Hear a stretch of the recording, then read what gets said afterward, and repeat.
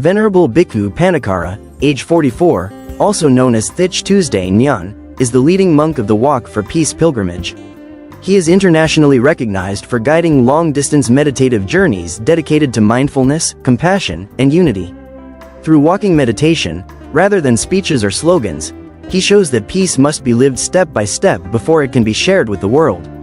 He is currently leading the 2025-2026 Walk for Peace across the United States, a journey of about 2,300 miles on foot, crossing 10 states from Texas to Washington, D.C. as the spiritual anchor of this pilgrimage. He walks in silence alongside fellow monks, engaging communities through presence, interfaith harmony, and shared reflection. The walk has touched countless lives, inspiring meditation gatherings, cross-cultural dialogue, and a renewed understanding that peace begins within each individual.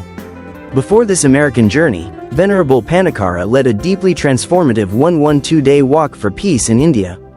During that pilgrimage, a stray dog chose to follow the monks. He was later named Aloka, meaning light. Aloka became known as Aloka the Peace Dog, a living symbol of compassion, trust, and non-violence. This experience further shaped Venerable Panikkara's teachings on interconnection and loving awareness toward all beings.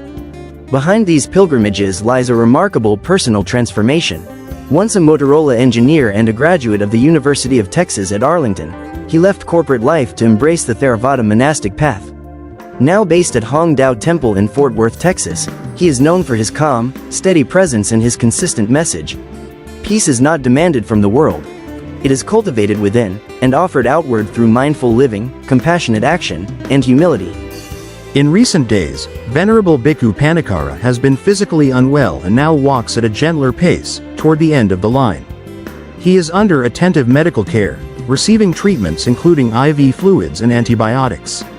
Encouragingly, today he feels a little stronger, continuing the walk with quiet determination, reminding all who follow his journey that compassion also means listening to the body, slowing down, and receiving care with grace.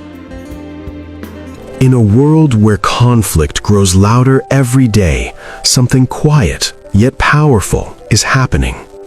Across cities and communities, more and more citizens are stepping forward, not in protest, but in peace. They come together to welcome a group of monks who have dedicated their lives to healing our planet. No weapons, no anger, only compassion. As serious conflicts expand around the world, this moment reminds us of something deeply human. Peace does not begin on the battlefield, it begins within us. As human beings, we must put our hands together, not in fear, but in unity. Because true peace cannot exist while we are at war with ourselves. World peace through inner peace is not just a hope, it is the only way. The real victory is not over others, but over our own minds. Over craving, over hatred, over blindness. When the inner war ends, true peace begins. And when one heart finds peace, the world follows.